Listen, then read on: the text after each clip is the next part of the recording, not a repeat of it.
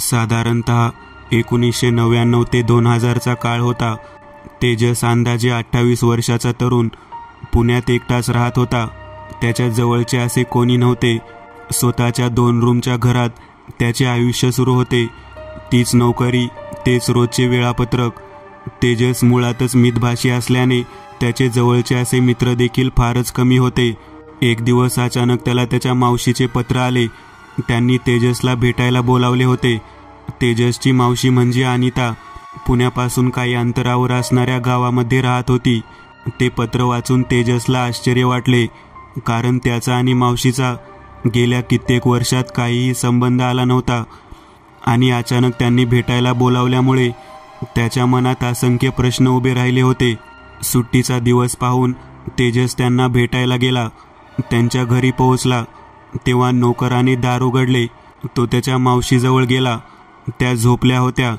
त्यांची प्रकृती ठीक वाटत नव्हती. तेजस त्यांच्या जवळ गेला तेव्हा जराशा सावरून बसल्या.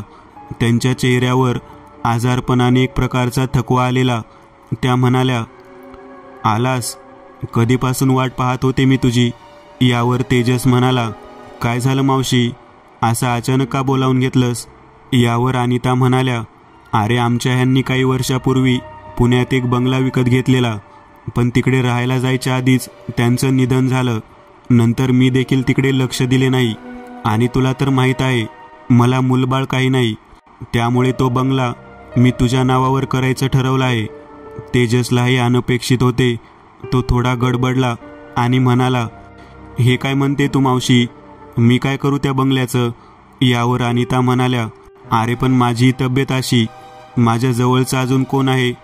माझी बहीण गेली तेव्हा देखील मी तुझ्याकडे फार लक्ष दिलं नाही. आता जर का मी काही देते तर तू घेते. हा बंगला तुला नक्की उपयोगाला येईल. तेजसने देखील विचार केला, जर का इतक्या सहज तो बंगला मिळतोय आणि मावशी स्वतः देते तर काय हरकत आहे घ्यायला. त्यामुळे त्यांनी मावशीला होकार दिला. काही दिवसात तेजसने सर्व कायदेशीर प्रक्रिया पार पाडल्या. तोपर्यंत त्याने तो बंगला पाहिला नव्हता. मुळात त्याला वेळच मिळाला नाही. पण आता तो त्या बंगल्याकडे निघाला. मुख्य रस्त्यापासून काही सात तो बंगला होता. त्या बंगल्यासमोर तो पोहोचला तेव्हा त्याला विश्वासच बसत नव्हता की हा बंगला त्याचा आहे. बंगल्याला फाटक होते. फाटकाची भिंत 2 फूट रुंद होती आणि ती बंगल्याच्या दोन्ही बाजूने मागे गेली होती. फाटक उघडून तो आत गेला. फाटकापासून बंगल्याचे मुख्य दार दिसत होते. फाटकापासून मुख्य दारापर्यंत जायचे अंतर पायवाट होती. त्याच्या दुतर्फा वाढलेली झाडे होती. एक छोटेसे तळे होते. तो बंगला बराच जुना असं त्याच्या बांधकामावरून वाटत होते. त्या बंगल्याला मुख्य 2 मजले होते आणि त्यावर कौले. वरच्या मजल्यावर खिडक्या होत्या. खालील मजल्याला समोरून अशा खिडक्या नव्हत्या. पण तेजसची अटकळ होती की बाजूने नक्की खिडक्या असतील. तो तसाच बंगल्याच्या शेजारून मागे गेला. फाटकाची भिंत मजबूत होती आणि तिने बंगल्याला 4ही बाजूने घेराव दिला होता. बंगल्याच्या मागच्या बाजूस देखील काही मोकळी जागा होती, पण आता त्यावर गवत, झाडे यांनी ताबा घेतला होता. बंगल्याच्या मागील बाजूस देखील एक दार होते. तेजस आता मुख्य दारासमोर आला. त्याला कुलूप लावलेले. त्याच्या जवळ असलेल्या चावीने त्याने ते कुलूप उघडायचा प्रयत्न केला. बरेच वर्ष बंद राहिल्याने त्या कुलूपाने तेजसचा घाम काढला, पण ते काही वेळा ते कुलूप उघडले. तेजसने दरवाजा आत ढकलला. आवाज करत तो दरवाजा उघडला. समोर एक विस्तीर्ण असा हॉल होता. दारातून येणाऱ्या उजेडात त्याला तेवढेच दिसत होते. तो आजूबाजूला लाईटचे बटन शोधू लागला. तिथे शेजारी असलेल्या बोर्डवरून एक एक करत त्याने सर्व बटन चालू केले. तो हॉल आणि इतर सर्व घर प्रकाशाने उजळून निघाले. तो एक मोठा असा हॉल होता. उजव्या हाताला 2 दारे होती. डाव्या हाताला एक दार आणि समोर एक दार. हॉलमधूनच वर जाणारा जिना. वरती तो तसा जिन्याने वरती गेला. वरती प्रशस्त अशा 2 खोल्या होत्या, पण त्या अंधारलेल्या वाटत होत्या. त्याने लाईटचे बटन दाबले. आता त्याला त्या खोल्या नीट दिसू लागल्या. प्रत्येक खोलीला एक खिडकी होती. त्याच एका खोलीमधून माळ्यावर जायचा जिना होता. सर्व घरात धुळीचे साम्राज्य होते. बरेच वर्ष बंद असल्याने एक कुबट वास घरात कोंडला होता. नैसर्गिक प्रकाशही कमीच येत होता. त्याचे कारण देखील तेजसला जाणवले. त्या खिडक्या दक्षिण दिशेला होत्या. ते पाहून तेजस खाली आला. जिन्याजवळ असलेल्या खोलीमध्ये स्वयंपाकघर होते आणि इतर बाजूला असलेल्या खोल्या ह्या बेडरूम होत्या आणि एक बाथरूम. त्यातील एका खोलीमध्ये झाकून ठेवलेला पलंग होता. तेजस सर्व खोल्या फिरून शेवटच्या खोलीमध्ये आला. त्याने दार उघडले. त्या खोलीमध्ये पूर्ण अंधार होता. समोर खिडकी होती की नाही हे समजत नव्हते आणि तो लाईटचे बटन शोधत जरा आत गेला. तसा कशाला तरी ठेच काढून तो खाली पडला. इतक्या त्या खोलीचे दार जोरात चौकटीवर आपटले. तेजस उठून उभा राहिला. त्याला जाणवले की तो खाली पडला, पण त्याच्या अंगाला काही धूळ लागली नाहीये. तो बाहेर आला. उजेडात नीट पाहिले. खरंच त्याच्या अंगाला काही धूळ लागली नव्हती. त्याला आश्चर्य वाटले. त्याने विचार केला, सगळ्या घरात धूळ आहे, पण याच खोलीमध्ये कसं काय नाही? आणि दुसरी गोष्ट, ते दार कसे बंद झाले? कारण इतका हवेचा झोत आला कुठून? आता त्याला ती खोली नीट पाहायची इच्छा झालेली, पण तिथे अंधार होता. दिवस देखील मावळतीला आलेला. त्यामुळे तो परत घरी निघाला. दुसऱ्या दिवशी त्याने त्याच्या ओळखीच्या एका माणसाला म्हणजेच गणेशला साफसफाईसाठी बोलावले आणि तो त्या माणसासोबतच बंगल्यावर आला. पण यावेळी त्याने सोबत टॉर्च आणली होती. तो लगेचच त्या खोलीमध्ये गेला. टॉर्चच्या उजेडात तो ती खोली पाहू लागला. गर्द काळोखात ती खोली बुडाली होती. ती खोली फार काही प्रशस्त नव्हती. खोलीला खिडकी देखील नव्हती. फार सामान देखील नव्हते. काल तो ज्याला धडकून पडला ते स्टूल तिथेच पडले होते. पण एक गोष्ट मात्र त्याला सतावत होती. ती खोली पूर्ण स्वच्छ होती. पूर्ण घर आणि ही एक खोली यातला विरोधाभास त्याला स्पष्ट जाणवत होता. काल दार आपोआप बंद झाले हा मुद्दा काही काळ त्याच्या विस्मरणात गेलेला. बाहेर गणेशने कामाला सुरुवात केलेली. बंगल्याची अवस्था पाहता अजून 2-3 दिवस तरी साफसफाई चालणार होती. गणेश सकाळी येऊन घर साफ करून संध्याकाळी जात होता.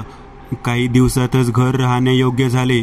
एक दिवस संध्याकाळी काही गरजेचे सामान सोबत घेऊन तेजस त्या बंगल्यात राहायला आला. सोबत डब्बा आणलेला. ऑफिसच्या कामातून वेळ मिळेल तसं इतर गोष्टी तो आणणार होता. रात्री त्याने डब्बा खाल्ला आणि पलंग असलेल्या खोलीमध्ये तो झोपला. अनेक वर्ष एकटाच राहत असल्याने त्याला अजून तरी तिथे काही वेगळे वाटत नव्हते. तो झोपला होता. त्याच्या पायावर कोणीतरी हात फिरवत आहे असे त्याला जाणवले, पण तिथे कोणीच नव्हते. पण त्याला झालेला तो थंडगार स्पर्श त्याला अगदी खरा वाटत होता. पण त्याकडे दुर्लक्ष करून त्याने स्वतःला निद्रादेवीच्या स्वाधीन केले. रात्री अचानक तेजसला जाग आली. तो बेडरूममध्ये नव्हता. आजूबाजूला पूर्ण अंधार होता. तो धडपडत उठला. त्याच्या पायाला काहीतरी लागले. त्याने हात लावून पाहिले. त्याला आठवले, हे ते स्टूल आहे ज्याला धडकून तो पडला होता. दिशेचा अंदाज घेत तो दाराकडे निघाला, पण त्याला पाय उचलला जात नव्हता. जणू काही तो तिथेच गोठला होता. त्याला प्रचंड घाम फुटला आणि खिडकीचे दार जोरात हवेने आपटले. तशी त्याला जाग आली. ते एक स्वप्न होते. तो घामाघूम झालेला. हे एक स्वप्न होते याचा विचार करत त्याने उसासा टाकला. पण तितक्यात त्याचे लक्ष त्याच्या पायावर गेले. त्याच्या दोन्ही पायांवर लाल वळ उठलेले. त्याला समजत नव्हते हे कधी झाले, पण त्याकडे दुर्लक्ष करून तो पुन्हा पलंगावर पडला. त्यावेळी रात्रीचे 3 वाजत आलेले. तेजसच्या कानावर काही आवाज पडला. त्याच्या शेजारी असलेल्या खोलीमधून काहीतरी कुजबूज ऐकू येत होती. तेजस उठून बसला. आपल्याला भास झाला की खरंच आवाज आला. या द्विधा मनस्थितीमध्ये तो होता. इतक्यात पलीकडच्या खोलीमध्ये कोणीतरी चालत आहे याचा स्पष्ट आवाज आला. तेजसला भीती वाटली, पण कोणी चोर वगैरे असेल या विचाराने तो टॉर्च घेऊन गुपचूप उठला. हातात शेजारी असलेली एक छोटी काठी घेतली आणि लाईट न लावता तो हळूच बाहेर आला. त्याने पाहिले तर त्या खोलीचे दार बंद होते. त्याने ते दार पटकन आत ढकलले आणि आत टॉर्च फिरवला. त्यासमोरून झपकन एक आकृती बाजूला झाली. तेजसला आता मात्र भीतीची जाणीव झाली. तो खोलीमध्ये थोडा आत, या पूर्ण घरात तो एकटा होता. त्याने घाबरत टॉर्च इकडे तिकडे फिरवला, पण त्याला काही दिसले नाही. खरं तर जे तो शोधत होता ते त्याच्या डोक्यावरच होते, तरंगत. तेजस पुन्हा बाहेर आला. त्याने ते दार बंद केले आणि कडी लावली. तो पुन्हा जाऊन पलंगावर पडला. त्याला झोप लागतच होती. तोच कट असा आवाज झाला. तो दचकून उठला. लाईट लावून बाहेर आला. त्याने शेजारी पाहिले. त्याला धक्काच बसला. त्या खोलीचे दार उघडे होते. आता मात्र तो घाबरला होता. एक मन सांगत होते आताच्या आता इथून बाहेर पडावं, आणि दुसरे मन सांगत होते की काय आहे ते पाहावं. पण वातावरणात होणारा बदल त्याला जाणवत होता. हवेत गारठा वाढलेला, एक प्रकारचे कोंदट, नको असलेले वातावरण झाले होते. श्वास गुदमरत होता. तो ते दार ढकलणार इतक्यात वरून एका स्त्रीची किंकाळी ऐकू आली. त्या शांत वातावरणात ती किंचाळी अत्यंत भेसूर आणि भयानक वाटली. तेजसच्या हृदयाची स्पंदने वाढत होती. काही वेळ तो शांत उभा राहिला. तो त्या दरवाजाच्या समोरच होता. इतक्या त्याच्या खांद्यावर कोणीतरी हात ठेवला. त्या थंडगार स्पर्शाने त्याच्या अंगात शिरशिरी उठली. त्याने मागे वळून पाहिले तर कोणीच नव्हते. इतक्या समोरील खोलीमधून कोणा पुरुषाच्या कन्याचे आवाज येऊ लागले. घाबरत त्याने दरवाजा आत ढकलला. टॉर्च आत फिरवला, पण यावेळी खोली रिकामी नव्हती. समोर एक माणूस भिंतीला टेकून बसला होता. त्याचे हात गुडघ्यावर होते, पण त्याचे मस्तक त्या स्टूलवर होते आणि तेच मस्तक कणत होते. समोरील दृश्य पाहून तेजसची बोबडीच वळली. त्याच्या तोंडातून शब्द फुटत नव्हता. वळून पळून जावे असे त्याला वाटत होते, पण आता खरंच त्याचे पाय जागचे हालत नव्हते. त्याची नजर खाली पायाकडे गेली, कारण बांगड्या असलेल्या 2 हातांनी त्याचे पाय धरले होते. त्या हातांमधून रक्त ओघळत होते. पुन्हा एक किंकाळी त्याच्या कानावर आली. त्याने वळून त्या दिशेला पाहिले. जिन्यावरून रेंगत काहीतरी खाली येत होतं. त्याने टॉर्च नीट फोकस केला तर त्याला तिथे एक बाई दिसली. चेहरा पूर्ण पांढरा असलेली, आणि क्षणात ती गायब झाली. तेजसने पाय उचलला. यावेळी पाय उचलला गेला. तो धावत दाराकडे निघाला. तोच त्याला जोरदार धक्का बसला. तो खाली कोसळला. तसंच त्याने मागे वळून पाहिले. एक म्हातारा बिभत्सपणे हसत त्याच्याकडे पाहत होता. त्याचे डोळे लाल झालेले. तेजसला वाटले की आता त्याचा अंत जवळ आलाय. इतक्यात त्याला आठवले दत्तगुरू. हो, दत्तगुरूंचा एक फोटो त्याच्या पाकिटात कायम असायचा. हे जे काही घडतंय ते पूर्ण अनैसर्गिक आहे, एका मानवी पातळीच्या वरचे आहे, याची जाणीव तेजसला केव्हाच झालेली. तो तसंच धडपडत उठला आणि बेडरूममध्ये गेला. त्याचे पाकिट तिथे उशीजवळ होते. त्याने त्या पाकिटामधून दत्तगुरूंचा फोटो काढला आणि तो फोटो घट्ट छातीशी कवटाळून धरला आणि डोळे बंद करून तो तसाच बसून राहिला. त्याला रात्रभरात कितीदा तरी त्या किंकाळ्या आणि तो कन्याचा आवाज ऐकू आला. त्याने बाहेर जायची हिंमत केलीच नाही. पहाटे कधीतरी त्याला आपोआप झोप लागली. सकाळी आपोआप त्याला जाग आली. रात्रीच्या त्या भयंकर प्रसंगाच्या आठवणी मनावर अजून रेंगाळत होत्या. तो तसंच उठला. त्याच्या मनावर आलेले मळब सूर्यप्रकाशाने पूर्ण दूर झालेले. तो सामान घेऊन घराबाहेर पडला. ते पुन्हा या घरात पाऊल टाकायचे नाही या निर्धारानेच. ऑफिसला जायची त्याची इच्छा नव्हतीच. तो त्याच्या घरी आला. फ्रेश होऊन त्याने पूर्ण दिवस घरातच घालवला. कितीही टाळायचा प्रयत्न केला तरी त्या रात्रीच्या आठवणी त्याचा पाठलाग सोडत नव्हत्या. जसजशी संध्याकाळ उलटून रात्र होत गेली तसतशा त्या आठवणी अजूनच ठळक होत गेल्या. तो त्याच्या पलंगावर नुसता पडून होता. झोप काही लागत नव्हती. अचानक त्याच्या पायांना पुन्हा तोच थंडगार स्पर्श जाणवला. त्याच्या अंगावर भीतीने सरसरून काटा आला. त्याने उठायचा प्रयत्न केला, पण त्याला पलंगावरून उठता येत नव्हते. गादीमधून तेच 2 हात बाहेर आलेले. तेजसच्या शरीराभोवती ते हात गुंडाळलेले. त्याची नजर समोर गेली तर तोच म्हातारा त्याच्या समोर दात काढत उभा होता. अचानक आदल्या रात्री आलेला तोच कन्याचा आवाज त्याला पुन्हा ऐकू येऊ लागला, पण यावेळी तो आवाज त्याच्या खूप जवळून येत होता असे त्याला जाणवले. त्याच्या कानाजवळ त्याला थंड श्वासांचा आवाज जाणवू लागला. त्याने मान जराशी वळवली. आता मात्र त्याचे हृदय बंद पडायची वेळ आलेली. तेच तुटलेले मस्तक त्याच्या चेहऱ्या शेजारी होते. त्याची निर्विकार नजर तेजसकडेच पाहत होती. तेजसच्या मनात भीती, प्रश्न आणि अनेक गोष्टी एकाच वेळी हलकल्लोळ माजवत होत्या. त्याच्या खोलीमधील गारठा प्रचंड वाढलेला. तोच कन्याचा आवाज त्याच्या अगदी कानात येत होता. त्याला पुन्हा आठवले दत्तगुरू, पण त्याच्या घरात झोपला असल्याने त्याचे पाकीट त्याच्या जवळ नव्हते. त्याला वाटले हीच त्याची अखेरची वेळ आहे. त्याचा आवाज देखील निघत नव्हता. पण बुडताना माणूस जसे शेवटचे हातपाय जोरात मारू लागतो तसेच त्याने मनात गुरुदेव दत्त नावाचा गजर सुरू केला.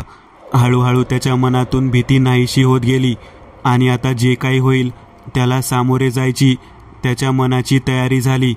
तो दत्तगुरूंचे नाव घेतच राहिला. हळूहळू त्याला येणारे आवाज बंद झाले. त्याला मोकळा श्वास घेता येऊ लागला. तो तसंच पडून राहिला. त्या रात्री त्याला झोप लागली नाही. सकाळ झाल्यावर तो थोडा वेळ झोपला. 11च्या सुमारास त्याला जाग आली. फ्रेश होऊन तो एका निर्धाराने बाहेर पडला. त्याला असे वाटत होते की त्या घरातून तो बाहेर आला मग आता त्याला तसा काही त्रास होणार नाही. पण त्याची ही समजूत चुकीची होती. त्याच्या मागे लागलेले हे शुक्ल काष्ट इतक्या सहज त्याची पाठ सोडणार नव्हते याची त्याला जाणीव झालेली. त्यामुळे तो त्याच्या मित्राकडे म्हणजेच अभिजितकडे निघाला होता. अभिजितच्या घरी पोहोचल्यावर त्याने अभिजितला सगळं काही सांगितले. अभिजित म्हणाला, अरे तू हे खरं सांगत आहेस ना की उगाच माझी घेतोय? तेजस म्हणाला, मरताना 2 वेळा वाचलोय मी. तुला विश्वास ठेवायचा असेल तर ठेव माझ्यावर, नाहीतर मी जातो इथून. यावर अभिजित म्हणाला, अरे मला पटतंय तुझं बोलणं आणि मी तुला मदत देखील करू शकतो. तेजस म्हणाला, तू काय करणार? अभिजित म्हणाला, अरे हे बघ, आपल्याला आधी पाहावं लागेल की ते घर कोणाचं आहे, मगच आपल्याला उपाय करता येईल ना. तेजस म्हणाला, इतका वेळ नाही आपल्याकडे. आज रात्र झाली की ते जे काय आहे ते पुन्हा मला तसंच त्रास देईल. अभिजितने त्याच्या आईला हे सांगितले. तेव्हा त्याची आई म्हणाली, माझ्या एका मैत्रिणीने मला सांगितले होते, इथे जवळ एक गृहस्थ राहतात, त्यांचं नाव महादेव. ते काही तांत्रिक वगैरे नाही, पण असल्या गोष्टींचा शास्त्रशुद्ध अभ्यास आहे त्यांचा. ते याबाबतीत तुमची काही मदत करू शकतील का ते पहा. हे ऐकून झाल्यावर अभिजित आणि तेजस दोघेही महादेव यांच्या घरी निघाले. महादेव यांच्या घराजवळ पोहोचल्यावर त्यांना जाणीव झाली की हे घर म्हणजे एक चिरेबंदी वाडाच होता. ते वाड्यातून आत आले. तिथे असलेल्या एका तरुण मुलाला ते म्हणाले, आम्हाला महादेव यांना भेटायचे आहे. त्यावेळी तो तरुण म्हणाला, बसा तुम्ही इथे, मी बाबांना बोलावतो. काही वेळातच एक थोडे वृद्ध पण चेहऱ्यावर तेज असलेले एक गृहस्थ त्यांच्या जवळ आले. समोर बसत म्हणाले, हां बोला, मीच महादेव. काय काम आहे? त्यांनी प्रश्नार्थक नजरेने त्या शेजारी उभ्या असलेल्या तरुणाकडे पाहिले. त्यावेळी महादेव म्हणाले, तुम्हाला सांगायचे आहे ते स्पष्ट सांगा. तो माझा मुलगा आहे, एकदंत. त्यावेळी तेजसने घडलेला सर्व प्रकार त्यांना सांगितला. यावर विचार करून महादेव म्हणाले, तुम्ही योग्य वेळी आलात, कारण जे काही तुमच्या मागे आहे ते भयानक आहे. कारण तुमच्या मागावर ते तुमच्या घरात आले. आपल्याला या प्रकरणाचे मूळ शोधावे लागेल. यावर अभिजित म्हणाला, मूळ कसं शोधणार पण आपण? आपल्याला काहीच माहिती नाही. शेजारी उभे असलेले एकदंत म्हणाले, एखादी वाईट गोष्ट घडते तेव्हाच असे आत्मे मुक्त होऊ शकत नाही. म्हणजे नक्कीच तिथे काहीतरी वाईट गोष्ट घडली आहे. यावर महादेव म्हणाले, वा एकदंत, तू अगदी तयार झाला आहेस माझा वारसा पुढे न्यायला. आता हे प्रकरण तू सांभाळ, मी आहेच काही लागले तर. यावर एकदंत म्हणाले, मी नक्की प्रयत्न करेन. आणि मग ते तेजसला उद्देशून म्हणाले, तेजस, आपण दोघे आता त्या बंगल्यात जाणार आहोत. आणि हो अभिजित, तू देखील सोबत चल. काही वेळातच ते तिघे त्या बंगल्याजवळ आले. तिथे फाटकासमोर एकदंत थोडा वेळ थांबले आणि मग म्हणाले, अभिजित, तू आजूबाजूला चौकशी कर. हा बंगला कधीपासून बंद आहे, यात कोण राहत होतं वगैरे सगळी माहिती काढ. तोपर्यंत मी आणि तेजस आत जातो. काही वेळातच एकदंत आणि तेजस त्या बंगल्यात आले. त्या रात्रीच्या आठवणीने तेजसच्या अंगावर काटा आला. पण एकदंत सोबत असल्याने त्याला धीर आला. एकदंत म्हणाले, कोणती खोली आहे ती जिथे तुला ते मस्तक दिसले? तेजसने बोट केले आणि ते दोघे त्या खोलीसमोर आले. एकदंत यांनी आत टॉर्च मारून ती खोली नीट पाहिली आणि घरातील प्रत्येक खोली पाहून घेतली. ते पुन्हा मुख्य दरवाजाजवळ आले. एकदंत यांनी सोबत आणलेली हळद आणि पाणी यांचे मिश्रण केले आणि ते मिश्रण घराच्या मुख्य उंबऱ्यावर लावले. तिथे काळ्या तिळाने रेघ ओढली. दार बंद करून घेतले आणि तेजसला कुलूप लावायला सांगितले. मग एकदंत यांनी अंगणातील माती सोबत घेतली. मग ते अभिजित येण्याची वाट पाहत उभे होते. बऱ्याच वेळाने अभिजित आला. त्याच्या चेहऱ्यावर एक विजयी भाव होते. तो त्यांच्या जवळ आला. एकदंत म्हणाले, काहीतरी माहिती मिळालेली दिसते तुला? अभिजित म्हणाला, हो, बरीच माहिती. या घरात 25 वर्षापूर्वी 3 जण राहत होते. शशिकला, त्यांचा नवरा केरबा आणि त्यांचा मुलगा माधव. बरेच दिवस घर बंद होते म्हणून शेजाऱ्यांनी मिळून घराचे दार तोडले. घरात घाण वास येत होता म्हणून ते लोक घरात पाहू लागले तर एका खोलीमध्ये माधवचे शरीर पडलेले आणि त्या बाजूला त्याचे मस्तक. शेजारी शशिकला यांचा देह पडलेला, पण त्याचे हात कापले होते. आणि तिथेच गळ्यामध्ये फास घेऊन केरबाचा देह तुळईला लटकला होता. तिथे बरेच चित्रविचित्र साहित्य पडले होते. त्यांचे इतर कोणी नातेवाईक देखील आले नाही म्हणून शेजाऱ्यांनीच त्यांचे अंत्यसंस्कार केले. घरावर बँकेचे कर्ज होते, ते फेडले नाही म्हणून बँकेने घराचा ताबा घेतला. यावर एकदंत म्हणाले, असं आहे तर म्हणजे ते आत्मे त्या तिघांचेच आहेत. मला देखील एक गोष्ट कळली आहे. हा बंगलाच विचित्र आहे, पूर्ण वास्तुशास्त्राच्या नियमाविरुद्ध आहे. यावर तेजस म्हणाला, नक्की काय म्हणायचे तुम्हाला? यावर एकदंत म्हणाले, एखादं घर नक्की कसं असू नये याचं उदाहरण आहे हा बंगला. म्हणजे याचे मुख्य दार दक्षिणेला आहे. सर्व खिडक्या दक्षिण उत्तर आहेत. त्यामुळे घरात नैसर्गिक प्रकाश खूपच कमी आहे. घरासमोर कधीही खड्डा नसावा असं म्हणतात. इथं तर तळे आहे. अजून अशा कितीतरी गोष्टी आहेत. वास्तुशास्त्राचा उलट उपयोग करण्यात आला आहे इथे. अभिजित म्हणाला, पण मग नक्की काय म्हणायचं आहे तुम्हाला? एकदंत म्हणाले, जेवढं मला समजतं त्यावरून हे घर वेगळ्याच गोष्टीसाठी बांधलेले आहे, म्हणजे वाईट गोष्टींची पूजा करण्यासाठी वगैरे. आणि या घरात जो प्रकार झाला तो त्याच हेतूने झालेला. आणि ज्या खोलीमध्ये तेजसला त्रास झाला ही तीच खोली असावी जिथे त्या तिघांचे देह मिळाले. ते तिघे आता महादेव यांच्या वाड्यावर आले. तिथे त्यांनी महादेव यांना घडलेला प्रकार सांगितला. मग महादेव म्हणाले, बरं झालं ती माती तू सोबत आणली एकदंत. बघू दे इकडे ती माती. महादेव यांनी ती माती हातात घेतली आणि काही क्षण डोळे मिटून शांत राहिले. मग डोळे उघडून म्हणाले, तुझा अंदाज अगदी योग्य होता एकदंत. त्या घरात ते तिघे सैतानाची पूजा करत होते. सैतान प्रसन्न करण्यासाठी माधवने मस्तक दिले, शशिकलाने हात दिले, पण ते दोघेही मृत झाले. सैतान काही प्रसन्न झाला नाही. हा धक्का केरबाला सोसला नाही आणि त्याने आत्महत्या केली. आणि असा विचित्र मृत्यू आल्याने त्यांचे आत्मे भूतयोनीमध्ये जाणं हे साहजिक होतं. आणि महत्त्वाची गोष्ट, त्या बंगल्याची रचना इतकी ठरवून केलेली आहे की तिथे नकारात्मक ऊर्जा सतत प्रवाही राहील. वास्तुशास्त्राचा दुरुपयोग झालाय तिथे. एकदंत म्हणाले, म्हणजे एक गोष्ट पक्की झाली की ते आत्मे त्या तिघांचे आहेत. आता आपण त्यांचा उपाय करू शकतो. मी त्या उंबऱ्यावर हळद लावली आहे. ते आत्मे आता त्या घरातून बाहेर तर येऊ शकणार नाहीत. म्हणजे आता आपल्याकडे वेळ आहे. यावर महादेव म्हणाले, पण एक गोष्ट लक्षात ठेव एकदंत, तो बंगला वेगळा आहे. त्यांची शक्ती त्या बंगल्यात प्रचंड आहे. दत्तगुरूंमुळे 2 वेळा तेजस वाचला आहे, पण प्रत्येक वेळी असं होईलच याची खात्री नाही. यावर एकदंत म्हणाले, मला कल्पना आहे. ते घर नकारात्मक ऊर्जेचा स्रोत आहे आणि जर का ते घर असेल तर पुढे देखील कोणीतरी त्याचा असाच वाईट उपयोग करेल. यावर महादेव म्हणाले, नक्की काय म्हणायचे तुला एकदंत? यावर एकदंत म्हणाले, थेट मुळावर घाव. ते घर डायनामाइटने पाडायचे, म्हणजे एका झटक्यात ते खाली कोसळेल आणि मग त्या जागी त्या आत्म्यांच्या मुक्तीसाठी यज्ञ करायचा. यज्ञाचे ज्ञान तर तुम्हाला आहेच बाबा. यावर महादेव म्हणाले, तुझे म्हणणे एकदम योग्य आहे एकदंत. ते घर राहिले तर वाईट शक्ती कायमच तिथे आकर्षिल्या जातील. आणि मग ते तेजसला म्हणाले, तुला काय वाटतं तेजस? तो बंगला तुझ्या मालकीचा आहे, तू सांग. यावर तेजस म्हणाला, जो अनुभव मी घेतला, मला नाही वाटत अजून कोणावरती वेळ यावी. आपण तो बंगला पाडूयात.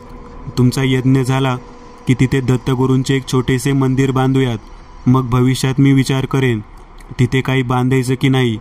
यावर एकदंत म्हणाले, वा तेजस, उत्तम कल्पना. त्या रात्री तेजस आणि अभिजित महादेव यांच्या वाड्यातच राहिले.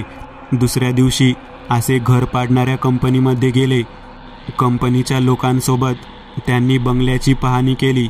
तो बंगला इतर घरापासून अलिप्तच होता, त्यामुळे तो पडला तर इतर शेजारी असलेल्या घरांचे काहीही नुकसान होणार नाही असा हवाला कंपनीच्या लोकांनी दिला. त्यांनी 2 दिवसांनी बंगला पाडायचे निश्चित केले.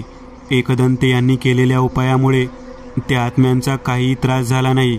2 दिवसांनी कानठाळ्या बसवणारा एक आवाज सर्वांच्या कानी पडला. तो बंगला जमीनदोस्त झाला होता आणि बंगल्याच्या वास्तुशास्त्रामुळे तिथे नकारात्मक शक्ती होती. पण आता तोच बंगला नव्हता, त्यामुळे त्या आत्म्यांना मिळणारे बळ संपले होते. ते साधे आत्मे राहिलेले.